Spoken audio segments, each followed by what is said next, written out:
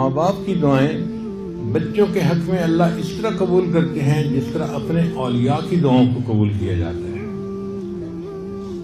تو ماں جیسی بھی ہو بچوں کے لیے دعا کرتی رہے گا۔ مجھے آج بھی یاد ہے کہ بہت چھوٹی عمر تھی میری، 2 سال 3 سال کی عمر ہوگی۔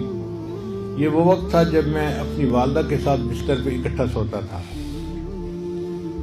تو کئی مرتبہ رات کو میری آنکھ کھلتی تو میں دیکھتا کہ والدہ بستر پہ نہیں ہے، تو میں اٹھ کے بیٹھ جاتا تھا۔ جب میں اٹھ کے بیٹھ جاتا تو مجھے اکثر یہ دیکھنے کو ملتا کہ والدہ نے بستر کے سرہانے کی طرف مصلی بچھایا ہوتا تھا اور نفل نماز پڑھ رہی ہوتی، تہجد کی نماز پڑھی ہوتی تھی۔ پھر میری والدہ کی عادت تھی کہ وہ آخر پر اونچی آواز سے دعا مانگتی تھی، جہر سے دعا مانگتی تھی، اور دعا میں وہ بڑے بھائی سے دعائیں کرنی شروع کرتی تھیں اور نام لے لے کے ہر بھائی اور بہن کے لیے دعا کرتی رہتی تھیں، اور میں سب دعائیں سنتا رہتا تھا۔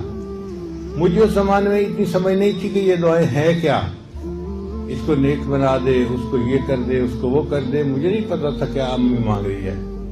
میں تو صرف نام سنتا تھا سب کے اور انتظار کرتا تھا کہ میرا نام امی کب لے گی۔ جب آخر پہ چونکہ میں بہن بھائی میں سب سے چھوٹا تھا، جب امی میرا نام لے کر دعا کرتی تھی تو میں سکون سے پھر بستر پہ سو جاتا تھا۔